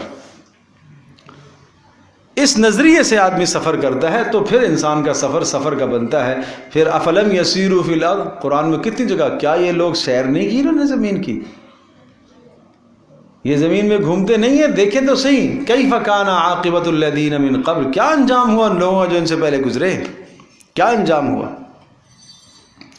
تو اس لیے بہرحال اللہ تبارک و تعالیٰ کی قدرت کو دیکھنے کی نظریے سے آدمی کو سیر میں، سفر میں نکلنا چاہیے۔ نیت انسان کرتا ہے تو اس پر اللہ پاک اسے اجر بھی دیتا ہے، باقی دنیا کے منافع تو ویسے بھی حاصل ہو جاتے ہیں، دنیا کے فائدے تو ویسے بھی حاصل۔ وہی مثال ہے، روشن دان کیوں لگایا ہے؟ تاکہ ہوا آئے۔ تو کیا ارشاد فرمایا؟ اگر تو یہ نیت کر لیتا کہ اذان کی آواز آئے گی تو ہوا تو ویسے بھی آتی رہتی، ثواب تو ملتا۔ تو یہ نسلوں کی تربیت کرنے کی ضرورت ہے۔ بہرحال اس حادثے میں جو جانیں گئی ہیں اللہ پاک ان کی بخشش فرمائے، ان کے پسماندگان کو اللہ پاک بہت بہت صبر جمیل عطا فرمائے۔ اور یقیناً سن کر دیکھ کر یہ مناظر انسان، ہر مومن کا دل نرم ہوتا ہے اور دکھ ہوتا ہے۔ اللہ تبارک و تعالیٰ جو ہے وہ سب کی بخشش فرمائے۔ جو مشکل میں پھنسے ہوئے ہیں اور اس وقت وہاں کے جو لوگ ہیں، بعض لوگ اپنی جانوں کو، مالوں کو، گھروں کو پیش کر رہے ہیں، یہ ان لوگوں کی بہت بڑی قربانی ہے۔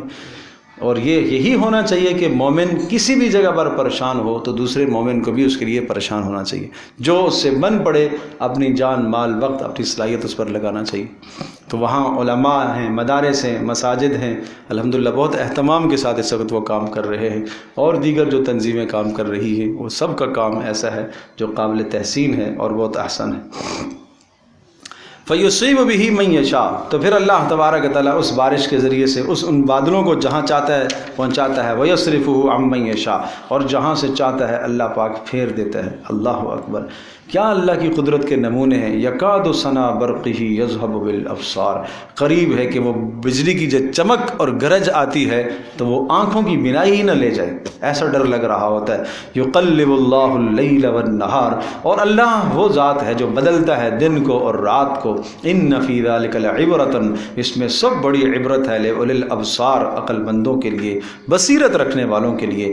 واللہ خلق کل دابہ، اور اللہ پاک نے ہر مخلوق کو بنایا، چاہے سمندری ہو، چاہے بحری ہو، بری ہو، ساری مخلوقات کو، من ماء، پانی سے، فمنہم من یمشی علی بطنی، بعض مخلوقات ایسی ہیں جو چلتی ہیں علی بطنی، اپنے پیٹ پر، رینگتے ہیں پیٹ پر، مچھلی ہے، سانپ ہے۔ وَمِنْهُمْ مَنْ يَمْشِي عَلَى رِجْلَيْنِ، اور بعض ایسے ہیں جیسا کہ وہ 2 پاؤں پر چلتے ہیں، انسان ہے 2 پاؤں پر چلتا ہے۔ وَمِنْهُمْ مَنْ يَمْشِي عَلَى 4، اور بعض ایسے ہیں جو 4 پر چلتے ہیں، حیوانات ہیں۔ يَخْلُقُ اللَّهُ مَا يَشَاءُ، تمہیں وہ جو نظر آتا ہے اللہ نے وہ گنوا دیا، اس کے علاوہ جو مخلوقات اتنی ہیں جن کو تم جانتے ہی نہیں ہو۔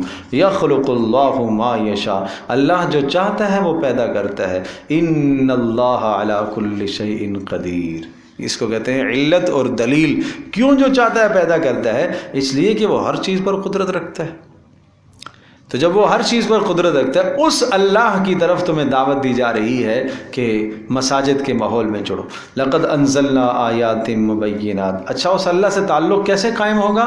یہ طریقہ ہے. لقد انزلنا آیات مبینات، ہم نے نازل کی ہیں، ہم نے. یہ اب اس کو آپ جوڑیں گے سورت کی ابتدائی آیت کے ساتھ. سورۃ انزلناہا وفرضناہا وانزلنا فی آیات.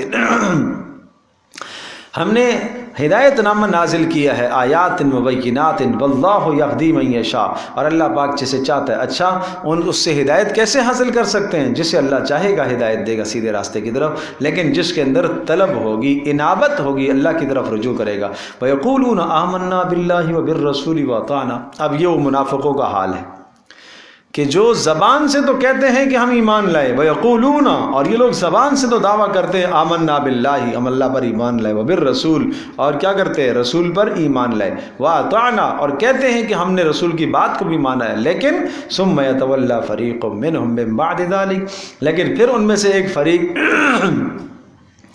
ایک فریق پھر جاتا ہے اللہ اور اس کے رسول کی بات سے، اطاعت سے پھر جاتا ہے. قرآن کہتا ہے وَمَا أُولَٰئِكَ بِالْمُؤْمِنِينَ، یہ لوگ صاحب ایمان نہیں ہیں. میں نے عرض کیا تھا کہ منافق اور مخلص کی مثال قرآن دے رہا ہے، چونکہ مدینہ منورہ کے اس ماحول میں جہاں حضرت عائشہ رضی اللہ تعالیٰ عنہا پر الزام تراشی منافقوں نے کی تھی، تو اب ظاہر سی بات ہے کہ ہمیں کیسے پتہ چلے گا کہ جناب یہ منافق ہے، یہ مخلص ہے، یہ منافق ہے؟ یہ تو نشانیاں بتائیں، علامتیں بتائیں، ایسی صاف نشانیاں بتلائی ہیں، سیدھی جا کر فلاں فلاں فلاں فلاں پر چسپاں ہوتی، ایسی صاف نشانیاں بتلائیں.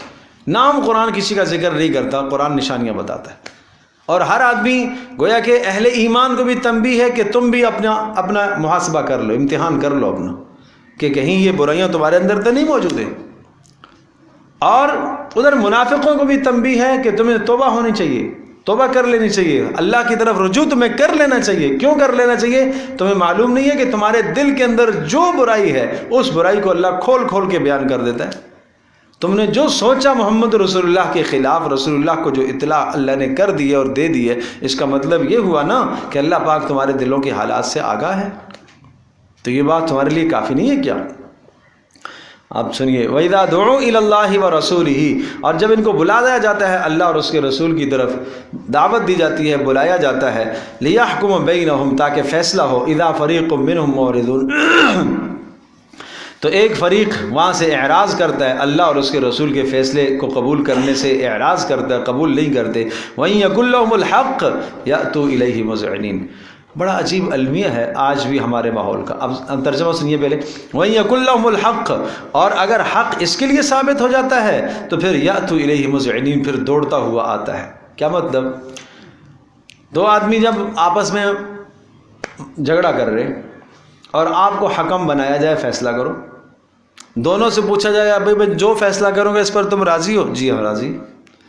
تو اب ظاہر سی بات ہے وہ فیصلہ جب ہوگا تو ایک کے حق میں ہوگا، ایک کے خلاف ہوگا. تو جس کے حق میں ہوگا وہ کہے گا ہاں درست فیصلہ ہوا، اور جس کے خلاف ہوگا وہ کہے گا نہیں بھائی حق فیصلہ تو ہوا نہیں. یہ عادت منافقوں کی، یہ عادت کس کی ہے؟ منافقوں کی. اور یہ بات بھی ذہن نشین فرمائیے گا، پیارے پیغمبر صلی اللہ تعالی وسلم نے ارشاد فرمایا تھا، دیکھو میرے پاس جب کوئی فیصلہ آئے گا تو میں ظاہر کو دیکھ کے فیصلہ کروں گا. شریعت نے جو ظاہر کے احکام بتلائے ہیں، گواہی ہے، گواہی کے ذریعے سے، دیگر شواہد کے ذریعے سے میں فیصلہ کروں گا. اگر میں نے فیصلہ کر دیا کسی شخص کے حق میں اور وہ چیز اس کی نہ ہوئی، لیکن ظاہر چیزوں کو دیکھ کر، شواہد اور گواہوں کو دیکھ کر میں نے اس کے حق میں فیصلہ کر دیا، تو یہ میرے فیصلے سے وہ چیز اس کی نہیں ہو جائے گی. اسے سمجھ لینا چاہیے کہ وہ جہنم کا ایک ٹکڑا ہے، چاہے وہ لے یا چاہے اسے چھوڑے، اسے لے یا اسے چھوڑے. تو فیصلہ ہو جانے کا یہ معنی نہیں ہے کہ اب بس یہ چیز ہماری ہو گئی. حقیقت کیا ہے کہ وہ تمہاری ہے بھی کہ نہیں، سوچنے کی بات یہ ہے. تو ارشاد فرمایا وَإِن يَكُن لَّهُمُ الْحَقُّ، اگر حق ان کی حمایت میں ہوتا ہے، يَأْتُوا إِلَيْهِ مُذْعِنِينَ، دوڑتے ہوئے آتے ہیں. وَفِي قُلُوبِهِم مَرَضٌ، ایسا کیوں ہے کہ کیا نبی علیہ الصلوۃ والسلام جب تمہارے حق میں فیصلہ کریں تو تم دوڑے ہوئے آتے ہو، اور جب تمہارے خلاف کریں تو پھر تم جو ہے نا بدک جاتے ہو؟ کیوں بدک جاتے ہو؟ کیا تمہارے دلوں کے اندر بیماری ہے کوئی، یعنی تمہارا بھدکنا رسول اللہ صلی اللہ تعالیٰ علیہ وسلم کے اوپر عدم اعتماد کی نشانی ہے. نبی پر تمہیں اعتماد اور بھروسہ نہیں ہے, تمہارے دل میں نبی کے متعلق کوئی شک اور شبہ ہے, یا قرآن کے متعلق کوئی شک ہے. امر تابو, یا تم شک میں پڑ گئے ہو. ام یخافون, یا تمہیں ڈر لگتا ہے اس بات سے یحیف اللہ علیہم ورسولہ, کہ اللہ اور اس کا رسول تمہارے اوپر ظلم کرے گا کیا. یعنی تمہارے حق میں جو فیصلہ نہیں ہوا اور تم یہ سمجھتے ہو کہ ہمارے حق میں فیصلہ اس نے نہیں کیا, یہ میرا دشمن ہے, اس نے میرے خلاف فیصلہ کیا, یہ میرا دشمن ہے. تو کیا اللہ اور اس کا رسول تمہارے خلاف فیصلہ کرے گا؟ اللہ اور اس کا رسول تمہارے پر ظلم کرے گا؟ کیسی بات سوچتے ہو؟ بل اولئک هم الظالمون. نمبر 1, رسول پر جو بے اعتمادی ظاہر کرتے ہو غلط کرتے ہو. نمبر 2, جو دل میں شک ہے قرآن و سنت کے فیصلوں پر غلط شک ہے. نمبر 3, تمہارا تصور ہے کہ اللہ اور اس کے رسول کے فیصلے معاذ اللہ ثم معاذ اللہ ظالمانہ فیصلے ہیں. تو سمجھ لو جو یہ تصورات کیے بیٹھا ہوا ہے ایسے انسان ہی ظالم ہیں. انما کان قول المؤمنین. اب یہ بات آئی منافقوں کی, منافقوں کے بعد پھر اہل ایمان کے حالات, کہ ان کو جب اللہ اور اس کے رسول کے فیصلے کی طرف بلایا جاتا ہے تو وہ کیا کرتے ہیں. کیا وقت ہو گیا؟ انما کان قول المؤمنین. سن لو بے شک ایمان والوں کی بات کیا ہوتی ہے, ایمان والوں کا قول کیا ہوتا ہے. کیا؟ اذا دعوا الی اللہ ورسولہ, جب ایمان والوں کو بلایا جاتا ہے اللہ اور اس کے رسول کی طرف, لیحکم بینہم, تاکہ رسول ان کے درمیان میں فیصلہ کرے. تو ایمان والے کیا بولتے ہیں؟ ان یقولوا سمعنا واطعنا. پیچھے یہ کیا بولتے تھے؟ وہاں کیا تھا؟ وَإِذَا دُعُوا إِلَى اللَّهِ وَرَسُولِهِ, جب ان کو بلایا جاتا ہے اللہ اور اس کے رسول کی طرف تاکہ رسول فیصلہ کرے. اِذَا فَرِيقٌ مِّنْهُمْ مُعْرِضُونَ, وہ کیا کرتے تھے؟ اعراض کرتے تھے. اور اہل ایمان کا شیوا اور طریقہ کیا ہے؟ وہ کیا کرتے ہیں؟ وہ یوں کہتے ہیں ان یقولوا سمعنا واطعنا. رسول کی بات جب سنتے ہیں چاہے خلاف بھی ہو تب بھی مانتے ہیں. نہیں سمجھے بات؟ سورہ احزاب کے اندر ہے نا کیا بات؟ حضرت زینب بنت جحش رضی اللہ تعالی عنہا اور ان کے بھائی عبداللہ بن جحش رضی اللہ تعالی عنہ. زینب بنت جحش رضی اللہ تعالی عنہا کی نسبت طے ہونے لگی رسول اللہ صلی اللہ تعالی علیہ وسلم کے متبنہ زید بن حارثہ کی طرف, اور بعد میں اس تبنہ سے روک دیا گیا تھا. زید بن حارثہ کے ساتھ نسبت طے ہوئی. آپ علیہ الصلوۃ والسلام نے اس نسبت کو قائم کرنے کا ارادہ فرمایا. نکاح کا جب ارادہ فرمایا, پیغام بھیجا, تو انہوں نے سمجھا زینب بنت جحش نے اور ان کے بھائی عبداللہ نے شاید رسول اللہ نے اپنی ذات کے لیے پیغام بھیجا ہے. پھر پتہ چلا کہ نہیں, اپنی ذات کے لیے نہیں پیغام ہے, بلکہ کہ پیغام اپنے غلام کے لیے زید بن حارثہ کے لیے ہے. تو پھر زینب نے کہا کہ نہیں, میں نہیں مانتی. بھائی نے بھی کہا نہیں مانتے. تو پھر کہا اللہ کے رسول کا حکم ہے. کیا ہے؟ حکم ہے. اچھا حکم ہے, ٹھیک ہے. پھر اس پر وہ آیت آئی وما کان لمؤمن ولا مؤمنۃ اذا قضى الله ورسوله امرا ان يكون لهم الخيرة من امرهم. جب اللہ اور اس کے رسول کا فیصلہ کسی مسلمان مرد اور عورت کے لیے آ جائے تو اب انہیں اپنا اختیار چلانے کی اجازت ہرگز نہیں ہے. انہوں نے کہا سمعنا واطعنا, ٹھیک ہے جی ہم نے مانا, ہمیں قبول ہے, ہمیں قبول ہے, ہمیں قبول ہے. آج ہم دیکھیں نا کہ زندگی کے بے شمار معاملات جو ہمارے نفس کے خلاف ہیں, تو ہم کہیں اے اللہ تیرا حکم ہے, مجھے قبول ہے, خوشی سے مجھے قبول ہے. بات سمجھے بھائی؟ سورۃ النساء کے اندر فلا وربک, قسم ہے تیرے پروردگار کی, لا یؤمنون, یہ لوگ صاحب ایمان نہیں ہیں, حتیٰ یحکموک فیما شجر بینہم, اس وقت تک یہ صاحب ایمان نہیں ہو سکتے جب تک اپنے فیصلوں میں آپ کو حکم تسلیم نہ کریں. اور اگر آپ نے فیصلہ کر دیا ان میں سے کسی کے خلاف, تو کر دیا, یہ تو رسول اللہ صلی اللہ علیہ وسلم کے زمانے کے ساتھ خاص ہے نا, کر دیا. تو کیا مطلب کہ اگر رسول اللہ کی کوئی سنت آج بھی میرے نفس کے خلاف آ رہی ہے, میری چاہت اور خواہش کے خلاف آ رہی ہے, اور رسول اللہ کا بتلایا ہوا کوئی بھی حکم ہماری منشا کے خلاف آ رہا ہے, تو ہمیں اسے کیا کرنا چاہیے؟ رسول اللہ کے حکم کو ہمیں ماننا چاہیے نا, اپنی خواہش کو ترک کر دینا چاہیے. لیکن پھر کیا کہا ثم لا یجد فی انفسہم حرجا مما قضیت ویسلموا تسلیما. صرف نبی کا حکم نہ مانیں بلکہ دل کے اندر ذرہ برابر تکلیف اور رنجش بھی نہیں ہونی چاہیے. اس کو کہتے ہیں اعلیٰ ایمان. اس کو کہتے ہیں اعلیٰ ایمان. مجھے یہ بتاؤ، ایک شخص کی اپنی محبوب پسندیدہ چیز کھانے لگا ہے، ٹھیک ہے، بچہ آیا اس نے مانگ لی، تو بچے کو دینے کے بعد قلق ہوگا کہ میں نے کیوں نہیں کھائی ہے. ماں کو دیکھ لو، چلو ماں کو دیکھ لو، ماں ایک چیز کھانے لگی ہے اور بچے نے آگے اس سے مانگ لی، اپنے بچے نے، اور وہ بچہ بھی بھوکا ہے. تو بتاؤ ماں جب اس بچے کو کھلائے گی تو اس کھلانے سے ماں کا دل تسلی میں ہوگا کہ اچھا ہوا میرے بچے نے کھا لی، ہے کہ نہیں؟ یہ جو لذت آئے گی نا اس ماں کو، رسول اللہ کا حکم ماننے کے بعد ایسی لذت آنی چاہیے، ایسے مزہ آئے ہیں. سیدنا ابوبکر صدیق رضی اللہ تعالی عنہ سفر میں، ہجرت کا جو سفر تھا، تو وہ فرماتے ہیں کہ ایک راعی تھا، چرواہا، اور اس کو ہم نے کہا کہ بھائی کوئی بکری کا دودھ نکال کے دے دو گے؟ نے کہا ہاں. اور عام طور پر اجازت ہوتی تھی چرواہوں کو کہ اگر راستے میں راہگیر کوئی مسافر دودھ مانگتا ہے تو دے دیجیے گا، اتنا بخل تو نہیں تھا. تو کہا ٹھیک ہے. دودھ نکالنے لگا تو ابوبکر صدیق نے کہا بھائی ایسا کرو، بکری کے تھنوں کو ذرا جھاڑ لو. تو وہ صاف کر لیا. اچھا بھائی اپنے ہاتھوں کو بھی جھاڑ لو، ہاتھوں کو بھی. تو ہاتھوں کو جھاڑا کیسے؟ یوں ایک ہاتھ کو دوسرے ہاتھ پر مار کے جھاڑ دیا. تو جھاڑ دیا، دودھ نکالا. سیدنا ابوبکر صدیق رضی اللہ تعالیٰ فرماتے ہیں ایک برتن میں نے رکھا ہوا تھا، اس برتن میں میں نے دودھ نکالا، اور اس میں چونکہ تازہ جب دودھ ہوتا ہے تو وہ ذرا گرم ہوتا ہے، اس میں میں نے تھوڑا سا پانی ڈالا اور ذرا قدرے ٹھنڈا ہو گیا، سہانا ہوا. تو میں رسول اللہ صلی اللہ علیہ وسلم کی خدمت میں پیش کیا میں نے، اور آپ نے پیا اور میرا جی خوش ہوا. آپ نے پیا اور میرا جی خوش ہوا. یہ خوشی اللہ کرے ہمیں نصیب ہو جائے. اللہ اور اس کے حکم، رسول صلی اللہ علیہ وسلم کے حکم کو پورا کرنے پر یہ خوشی اللہ پاک ہمیں عطا فرمائے، یہ لذت اللہ پاک ہمیں عطا کر دے، ہیں جی.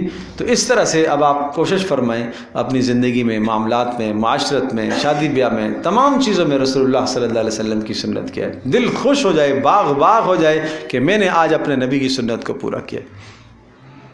تو فرمایا ایمان والوں کی تو یہ نشانی ہے، جب انہیں بلایا جاتا ہے اللہ اور اس کے رسول کی طرف، اللہ اور اس کے رسول کے فیصلے کی طرف، تو کیا کہتے ہیں؟ یقولوا سمعنا واطعنا، کہتے ہیں سنا ہم نے اور ہم مانیں گے. واولئک هم المفلحون، اور ایسے ہی لوگ کیا ہیں؟ کامیاب ہیں. ومن یطع اللہ ورسولہ، اور فرمایا کہ جو لوگ اطاعت کرتے ہیں اللہ اور اس کے رسول کی، ویخشى اللہ، اور اللہ تبارک و تعالیٰ کا ڈر رکھتے ہیں، ویتقی، اور بچتے ہیں، فاولئک هم المفلحون، اور وہی فاولئک هم الفائزون، وہ لوگ ہیں کامیاب. یہاں ذرا سمجھیے گا، یہ قاعدہ کلیہ ذکر فرمایا، ومن یطع اللہ ورسولہ، جو اللہ اور اس کے رسول کی اطاعت کرتا ہے. اس وقت جو حال کا امر آیا اس کو ماننا. ویخشى اللہ، اللہ سے ڈرتا رہا. اس کا تعلق ماضی کے ساتھ ہے، جو گزشتہ گناہ ہوئے ہیں نا، ان گناہوں کے معاملے میں اللہ سے ڈرتا رہے. اور ویتقی، اور آئندہ کے لیے کیا کرے؟ گناہوں سے بچتا رہے. فاولئک هم الفائزون، ایسے لوگ ہیں کامیاب. آئندہ کی زندگی میں اللہ ان کو کامیابی عطا کرے گا. واقسموا باللہ جہد ایمانہم، اور قسمیں کھا کر کہتے ہیں، پکی قسمیں یہ منافق کہتے ہیں. کیا کہتے ہیں؟ لئن امرتہم لیخرجن، اے نبی آپ ہمیں بھی کہیں، ہم بھی آپ کے ساتھ چلیں گے. جہاں سے توقع آتی تھی نا کہ یہاں کچھ مال غنیمت ملے گا، اچھا خاصا مل جائے گا، اور وہاں مسلمانوں کا پلہ کچھ بھاری نظر آتا تھا، تجزیہ نگار تو ہوتے ہیں نا، تجزیہ پہلے کر لیتے تھے کہ اس غزوے میں کیا کچھ ہونے والا ہے. تو وہاں ہی کہتے تھے آپ حکم فرمائیں، ہم آپ کے پیچھے سر دینے کو تیار ہیں، جان کٹانے کو تیار ہیں، حکم تو فرمائیں. لئن امرتہم، آپ حکم اگر دیں گے، لیخرجن، ضرور نکلیں گے. قل، آپ فرما دیجئے اے نبی، آپ کہہ دیجئے، لا تقسموا، بھائی قسمیں نہ کھاؤ، جھوٹی قسمیں نہ کھاؤ، یوں جھوٹی قسمیں نہ کھاؤ. دیکھ لی ہیں تمہاری شکلیں کہ تم نے کتنی رسول اللہ کی فرما برداری کی ہے. یہاں بیٹھ کر مدینہ منورہ میں تم رسول اللہ کے گھرانے پر الزام اور بہتان تراشی کرتے ہو. تم سے کیا توقع ہے کہ میدان جنگ کے اندر، میدان جہاد میں جب ضرورت پڑے گی تو تم مدد کرو گے؟ اللہ اکبر. ایک بلایا گیا تھا نا غزوہ احد کے اندر، تعالوا قاتلوا فی سبیل اللہ او ادفعوا، ارے آ جاؤ بھائی. 700 کا لشکر غزوہ احد میں 1000 تھے مسلمان، 300 پیچھے ہٹ گئے منافق. تو اس وقت کہا گیا بھائی آ جاؤ، تعالو آ جاؤ اللہ کے راستے میں، قاتلوا فی سبیل اللہ، بھائی کھڑے ہو کے قتال تو کرو. اچھا نہیں کرتے ہو قتال کوئی بات نہیں، ابھی دفاعو، کم از کم دور کھڑے رہو، کوئی ہماری پوزیشن تو زیادہ نظر آئے، افراد تو نظر آئے زیادہ، دشمن پر کوئی روک تو پڑے، ظاہری اسباب تو ہے نا. تو کیا کہنے لگے؟ قالوا لو نعلم قتالا لاتبعناکم، ارے ہمیں لڑنا کہاں آتا ہے، ہمیں اگر لڑنا آتا تو ہم تمہارے ساتھ کھڑے کیوں ہوتے، ہم تو میدان میں جا کے لڑتے، ہمیں تو لڑنا آتا ہی نہیں ہے. یوں استہزاء کرتے تھے. ان اللہ خبیر بما تعملون، خوب اللہ تبارک و تعالیٰ، خوب اللہ تبارک و تعالیٰ جانتا ہے جو تم اعمال کرتے ہو. قل اطیعوا اللہ واطیعوا الرسول، کہہ دیجیے اللہ اور اس کے رسول کی اطاعت کرو. فإن تولوا، اور سن لو قانون، اگر تم نے منہ موڑا رسول کی اطاعت سے، فإنما علیہ ما حمل وعلیکم ما حملتم، تو رسول پاک صلی اللہ تعالیٰ علیہ وسلم کے ذمے وہی بوجھ ہے جس کا ان کے مکلف کیا گیا ہے، اور تمہارے اوپر وہ بوجھ ہے جس کا تمہیں مکلف کیا گیا ہے. رسول کے ذمے کیا بوجھ ہے؟ وہ تبلیغ کرے، وہ تبلیغ کا بار گراں اللہ نے رسول پر ڈالا ہے، وہ اس نے پورا کر دیا ہے. اور تمہارے ذمے رسول کی اطاعت کرنا ہے، اور وہ تم اطاعت پوری نہیں کر رہے ہو. وَإِن تُطِيعُوهُ تَهْتَدُوا، اور اگر تم رسول کی اطاعت کرو گے تو کامیاب ہو جاؤ گے. وَمَا عَلَى الرَّسُولِ إِلَّا الْبَلَاغُ الْمُبِينُ، رسول کے ذمے تو پہنچا دینا ہے، صاف صاف ٹھیک ٹھیک پہنچا دینا ہے. رسول نے پہنچا دیا ہے، اب تمہارا کام ہے اطاعت کرنا. اگلی آیات پھر اگلے مضمون سے تعلق ہے، انشاءاللہ زندگی رہی تو اگلی نشست میں انشاءاللہ بیان کریں گے. درس قرآن www.darsequran.com